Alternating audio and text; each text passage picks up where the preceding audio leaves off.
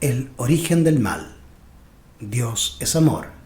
Su naturaleza y su ley son amor. Lo han sido siempre y lo serán para siempre.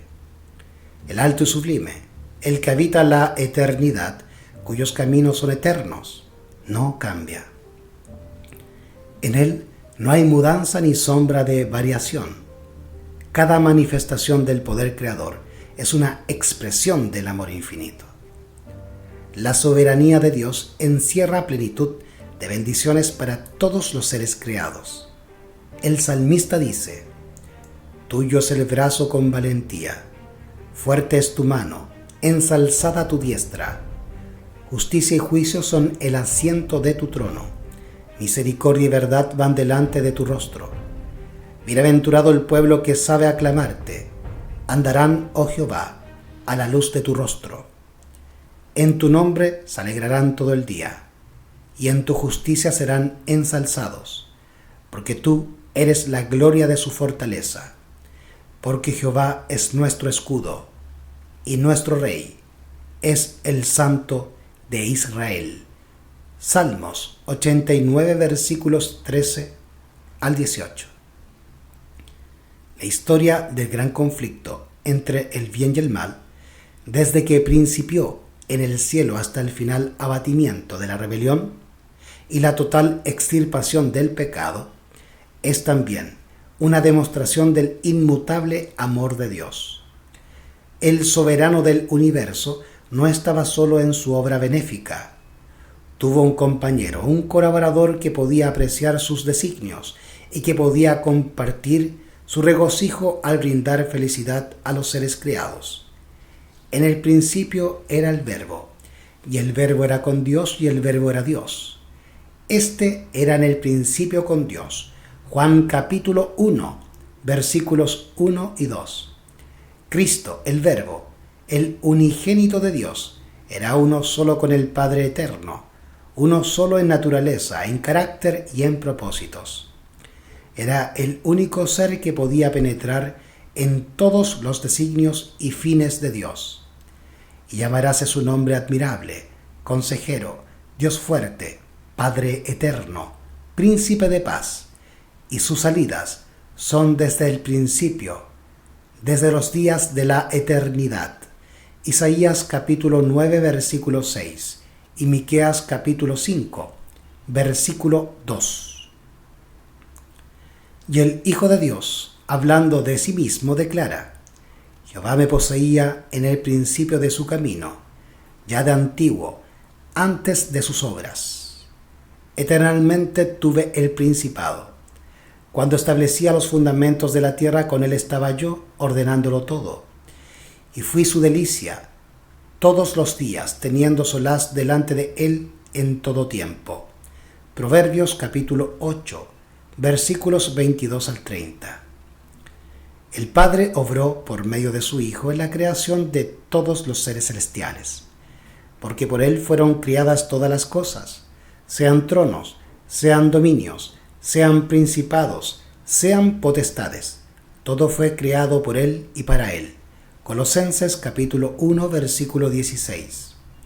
Los ángeles son los ministros de Dios, que, irradiando la luz que constantemente dimana de la presencia de él y valiéndose de sus rápidas alas, se apresuran a ejecutar la voluntad de Dios. Pero el Hijo, el ungido de Dios, la misma imagen de su sustancia, el resplandor de su gloria y sostenedor de todas las cosas con la palabra de su potencia, tiene la supremacía sobre todos ellos. Un trono de gloria, excelso desde el principio, era el lugar de su santuario, una vara de equidad, el cetro de su reino, alabanza y magnificencia delante de él, fortaleza y gloria en su santuario. Misericordia y verdad van delante de tu rostro. Hebreos capítulo 1, versículo 3 y 8. Jeremías capítulo 17, versículo 12. Salmos capítulo 96, versículo 6 y capítulo 89, versículo 14. Siendo la ley del amor el fundamento del gobierno de Dios, La felicidad de todos los seres inteligentes depende de su perfecto acuerdo con los grandes principios de justicia de esa ley. Dios desea de todas sus criaturas el servicio que nace del amor, de la comprensión y del aprecio de su carácter.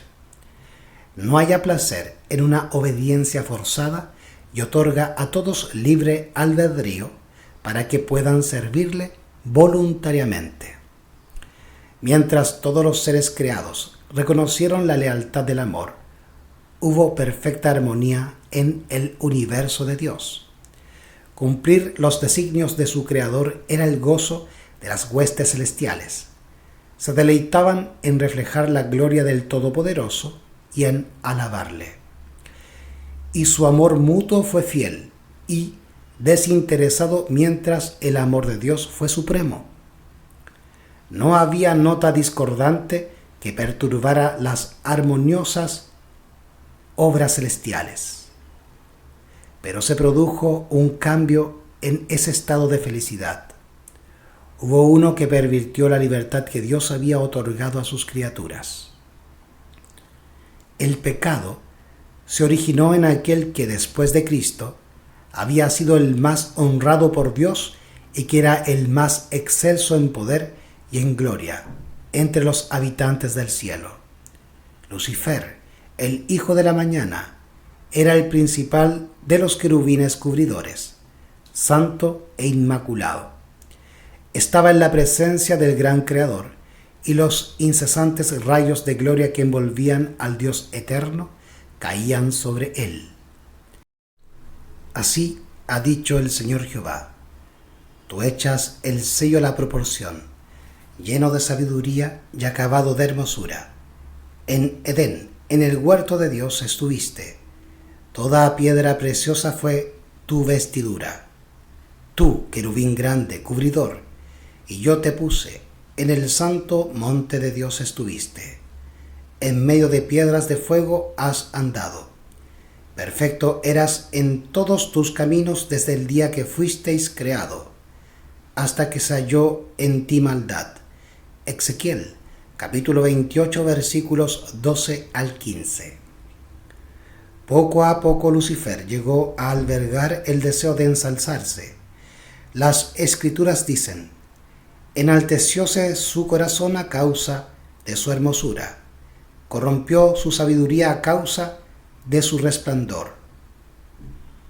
Ezequiel capítulo 28, versículo 17. Tú que decías en tu corazón: junto a las estrellas de Dios ensalzaré mi solio, y seré semejante al Altísimo. Isaías capítulo 14, versículos 13 y 14. Aunque toda su gloria procedía de Dios, este poderoso ángel llegó a considerarla como perteneciente a sí mismo.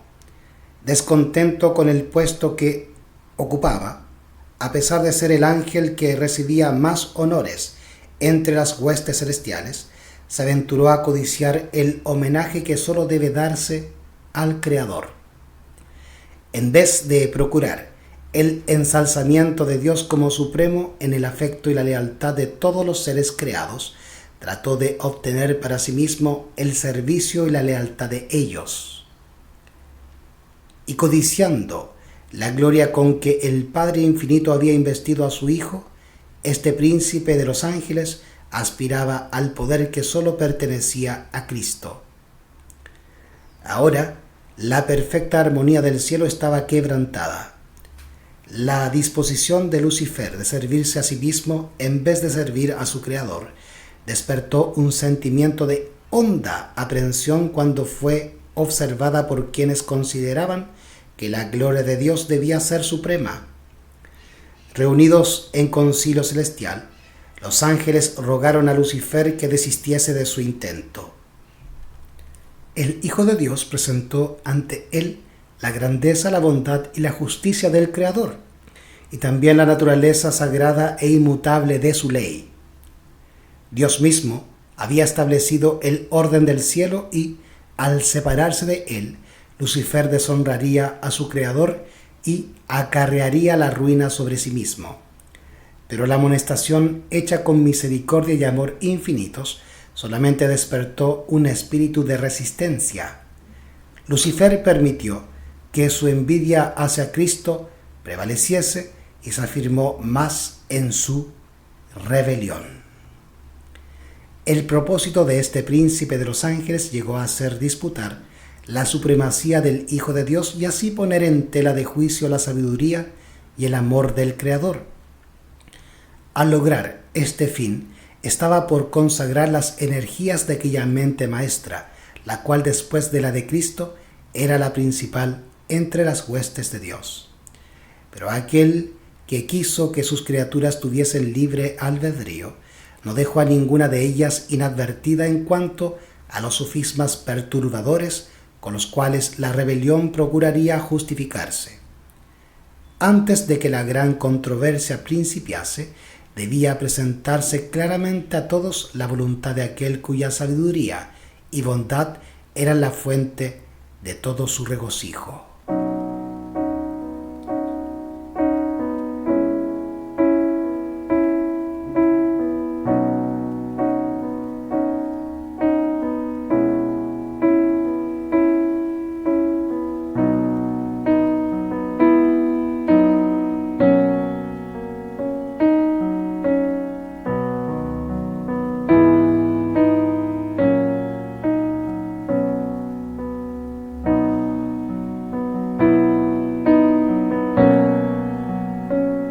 El Rey del Universo convocó a las huestes celestiales a comparecer ante él, a fin de que en su presencia él pudiese manifestar cuál era el verdadero lugar que ocupaba su Hijo y manifestar cuál era la relación que él tenía para con todos los seres creados.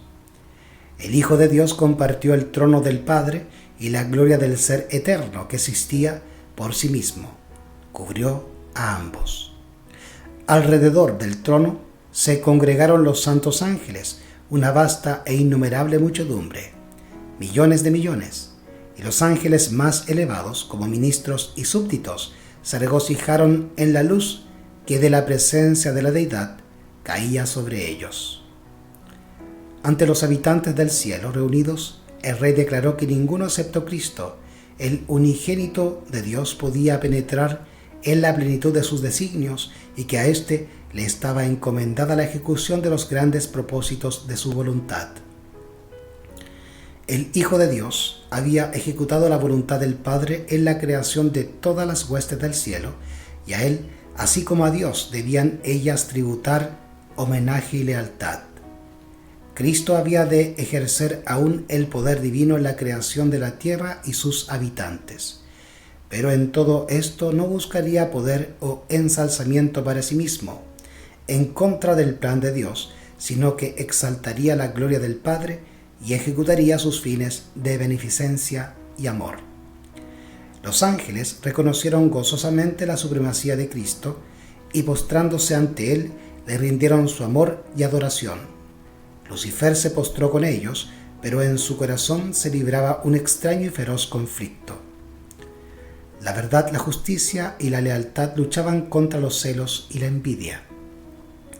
La influencia de los santos ángeles pareció por algún tiempo arrastrarlo con ellos, mientras en melodiosos acentos se elevaban himnos de alabanza cantados por millares de alegres voces. El espíritu del mal parecía vencido. Indecible amor conmovía a su ser entero.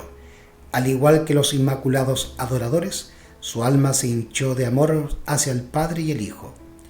Pero luego se llenó del orgullo de su propia gloria. Volvió a su deseo de supremacía y nuevamente dio cabida a su envidia hacia Cristo. Los altos honores conferidos a Lucifer no fueron justipreciados como dádiva especial de Dios y por lo tanto no produjeron gratitud alguna hacia su Creador. Se jactaba de su esplendor y elevado puesto y aspiraba a ser igual a Dios. La hueste celestial le amaba y reverenciaba.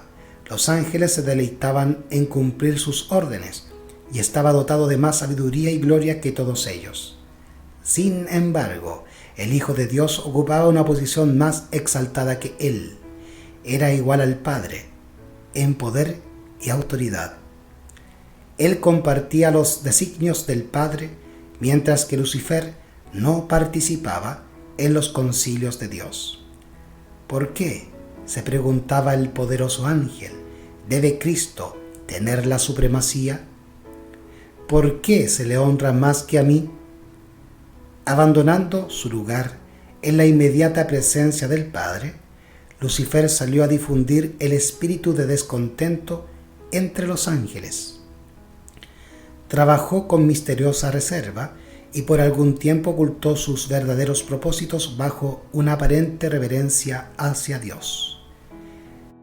Si este príncipe de los ángeles pudiese alcanzar su verdadera y elevada posición, ello redundaría en grandes beneficios para toda la hueste celestial, pues era su objeto asegurar la libertad de todos. Pero ahora aún la libertad que habían gozado hasta ese entonces concluía, pues se les había nombrado un gobernante absoluto y todos ellos tenían que prestar obediencia a su autoridad. Tales fueron los sutiles engaños que por medio de las astucias de Lucifer cundían rápidamente por los atrios celestiales. No se había efectuado cambio alguno en la posición o en la autoridad de Cristo. La envidia de Lucifer, sus tergiversaciones y sus pretensiones de igualdad con Cristo habían hecho absolutamente necesaria una declaración categórica acerca de la verdadera posición que ocupaba el Hijo de Dios, pero esta había sido la misma desde el principio. Sin embargo, las argucias de Lucifer confundieron a muchos ángeles. Valiéndose de la amorosa y leal confianza depositada en él por los seres celestiales que estaban bajo sus órdenes, había inculcado tan insidiosamente en sus mentes su propia desconfianza y descontento, que su influencia no se discernía. Lucifer había presentado con falsía los designios de Dios, interpretándolos torcida y erróneamente a fin de producir disensión y descontento. Astutamente inducía a sus oyentes a que expresaran sus sentimientos. Luego, cuando así convenía a sus intereses, repetía esas declaraciones en prueba de que los ángeles no estaban del todo en armonía con el gobierno de Dios. Mientras aseveraba tener perfecta lealtad hacia Dios, insistía en que era necesario que se hiciesen cambios en el orden y las leyes del cielo para asegurar la estabilidad del gobierno divino. Así, mientras obraba por despertar oposición a la ley de Dios y por inculcar su propio descontento en la mente de los ángeles, que estaban bajo sus órdenes, hacía alarde de querer eliminar el descontento y reconciliar a los ángeles desconformes con el orden del cielo.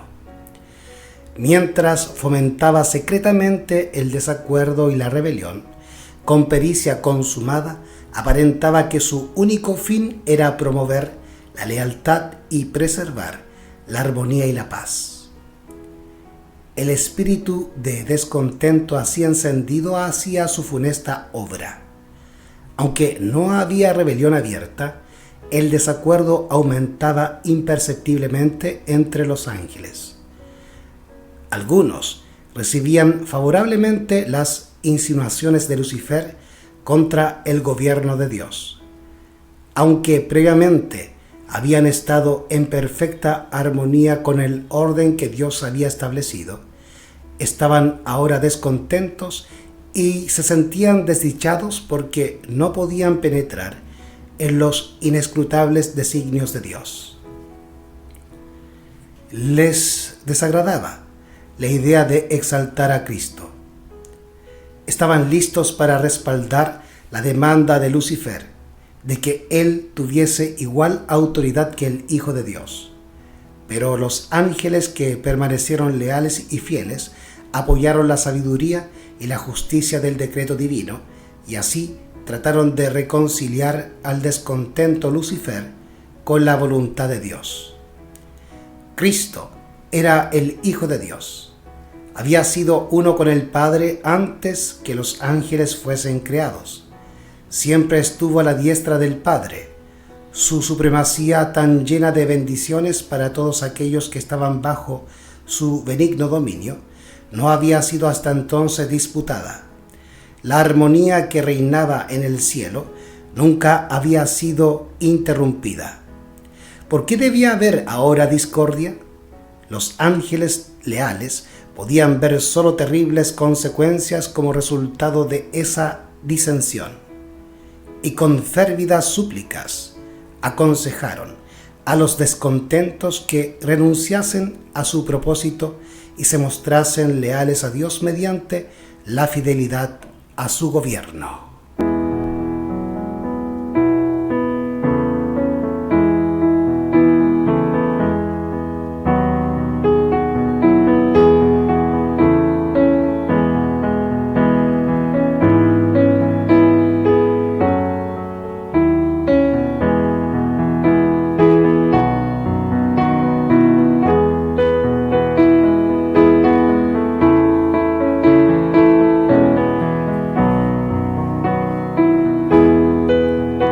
Con gran misericordia, según su divino carácter, Dios soportó por mucho tiempo a Lucifer. El espíritu de descontento y desafecto no se había conocido antes en el cielo. Era un elemento nuevo, extraño, misterioso e inexplicable. Lucifer mismo, al principio, no entendía la verdadera naturaleza de sus sentimientos. Durante algún tiempo había temido dar expresión a los pensamientos y a las imaginaciones de su mente. Sin embargo, no los desechó. No veía el alcance de su extravío. Para convencerlo de su error, se hizo cuanto esfuerzo podía sugerir la sabiduría y el amor infinitos.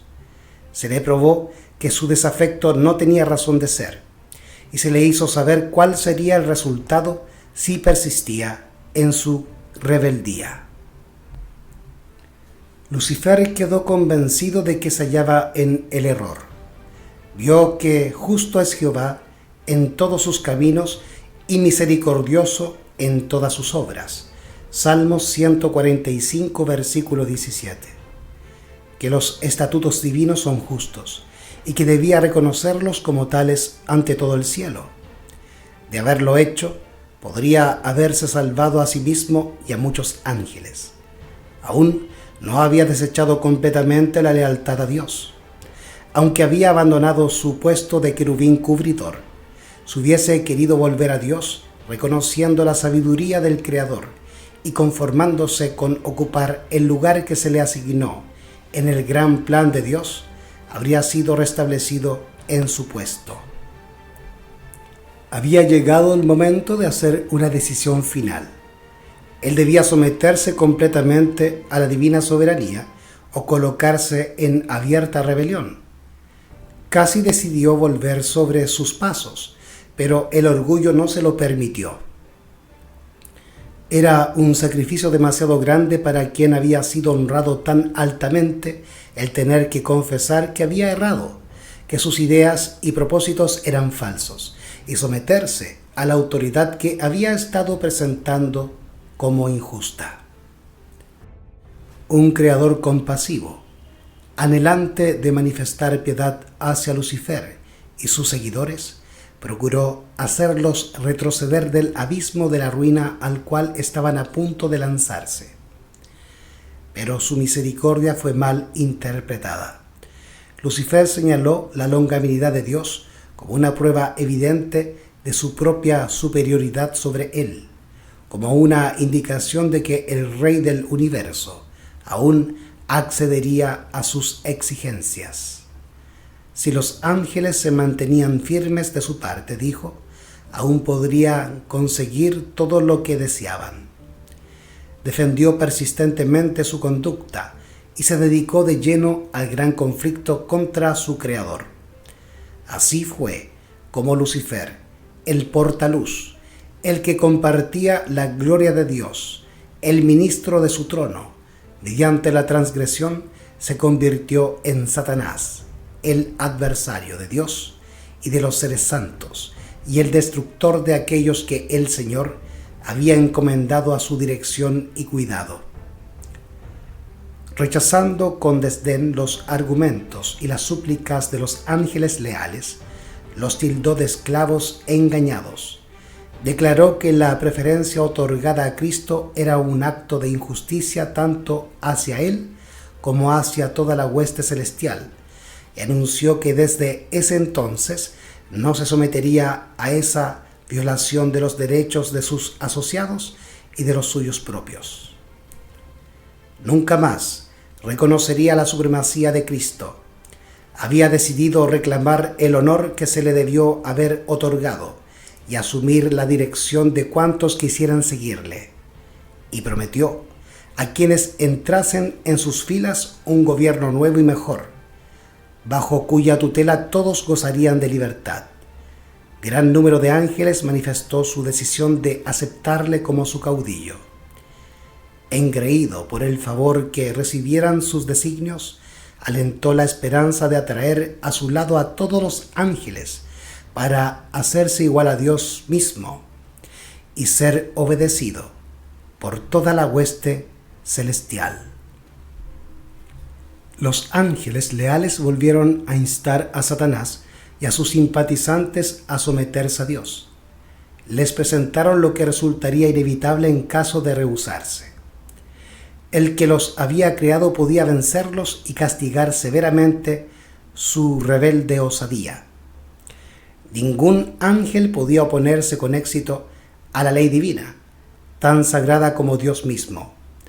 Advirtieron y aconsejaron a todos que hiciesen oídos sordos a los razonamientos engañosos de Lucifer y le instaron a él y a sus secuaces a buscar la presencia de Dios sin demora alguna y a confesar el error de haber puesto en tela de juicio la sabiduría y la autoridad divinas. Muchos estaban dispuestos a prestar atención a este consejo, a arrepentirse de su desafecto y a pedir que se les advirtiese en el favor del Padre y del Hijo. Pero Lucifer tenía otro engaño listo. El poderoso rebelde declaró entonces que los ángeles que se le habían unido habían ido demasiado lejos para retroceder, que él estaba bien enterado de la ley divina y que sabía que Dios no los perdonaría. Declaró que todos aquellos que se sometieran a la autoridad del cielo serían despojados de su honra y degradados. En cuanto a él se refería, estaba dispuesto a no reconocer nunca más la autoridad de Cristo.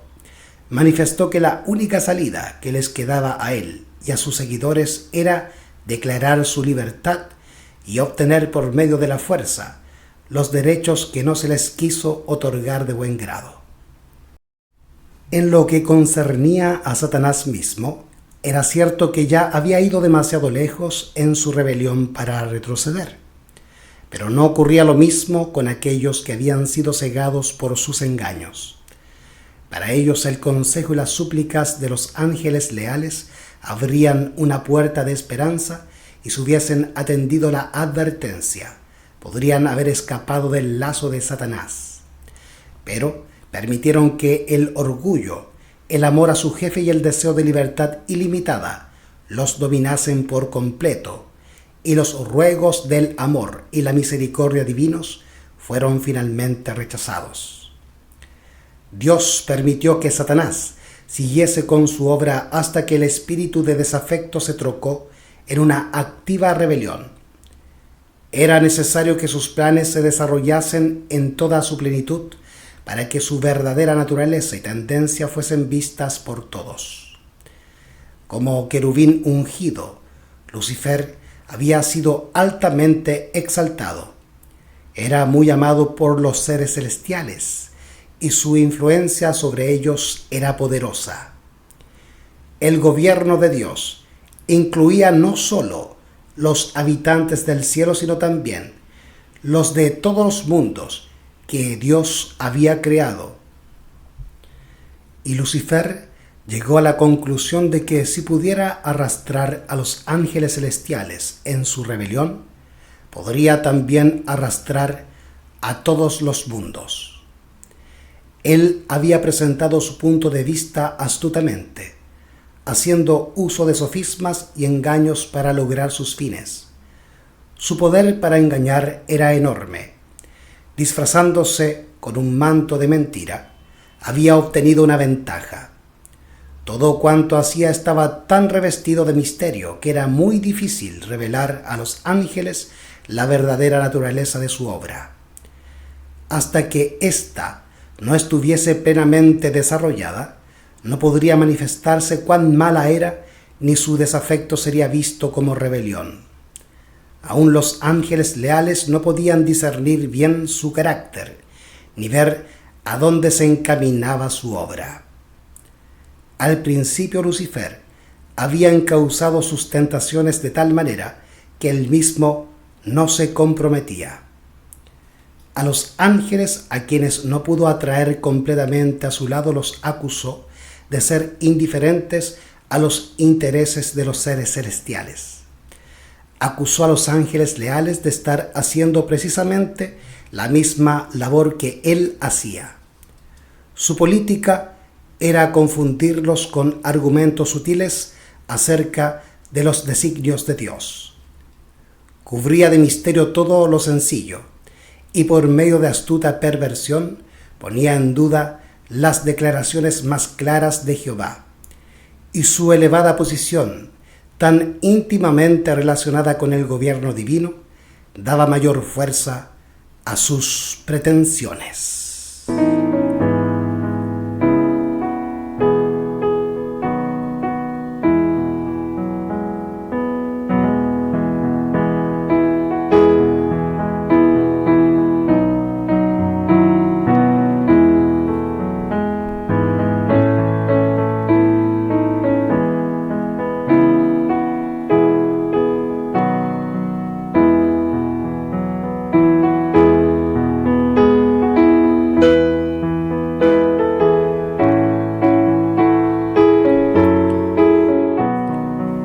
Dios podía emplear solo aquellos medios que fuesen compatibles con la verdad y la justicia. Satanás podía valerse de medios que Dios no podía usar, la lisonja y el engaño. Había procurado falsear la palabra de Dios y había tergiversado el plan de gobierno divino, alegando que el Creador no obraba con justicia al imponer leyes a los ángeles, que al exigir sumisión y obediencia de sus criaturas buscaba solamente su propia exaltación. Por lo tanto, era necesario demostrar ante los habitantes del cielo y de todos los mundos que el gobierno de Dios es justo y su ley perfecta. Satanás había fingido que procuraba fomentar el bien del universo. El verdadero carácter del usurpador y su verdadero objetivo debían ser comprendidos por todos. Debía dársele tiempo suficiente para que se revelase por medio de sus propias obras inicuas. La discordia que su propio proceder había causado en el cielo, Satanás la atribuía al gobierno de Dios. Todo lo malo, decía, era resultado de la administración divina.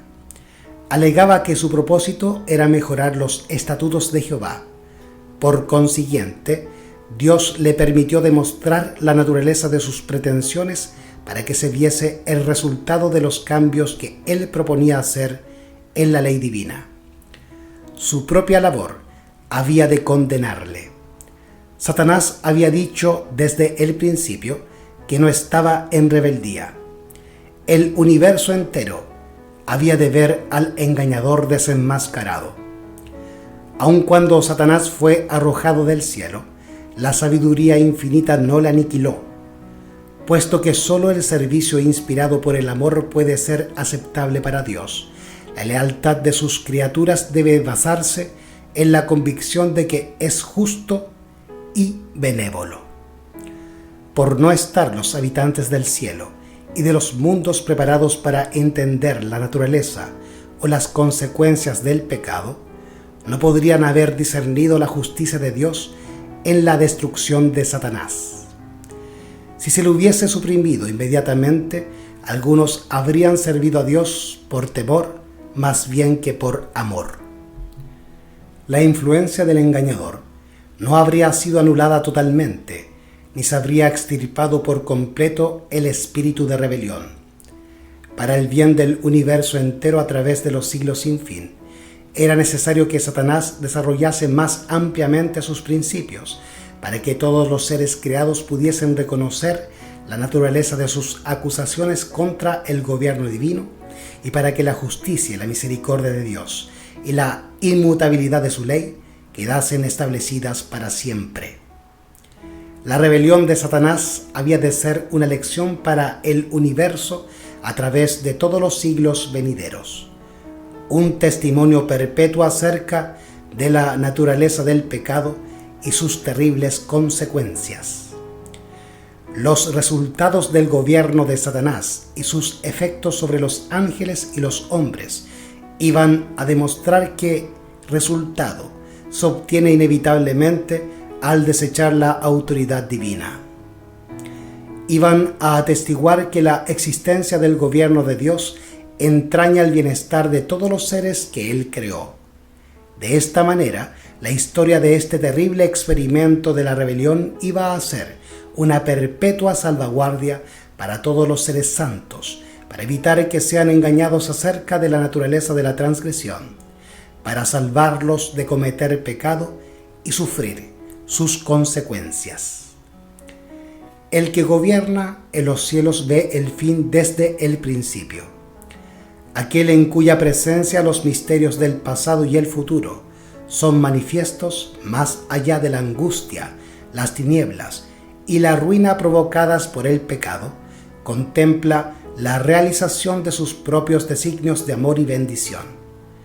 Aunque haya nube y oscuridad alrededor de él, justicia y juicio son el asiento de su trono. Salmos capítulo 97, versículo 2. Y esto lo entenderán algún día todos los habitantes del universo, tanto los leales como los desleales. Él es la roca, cuya obra es perfecta, porque todos sus caminos son rectitud. Dios de verdad, y ninguna iniquidad hay en él.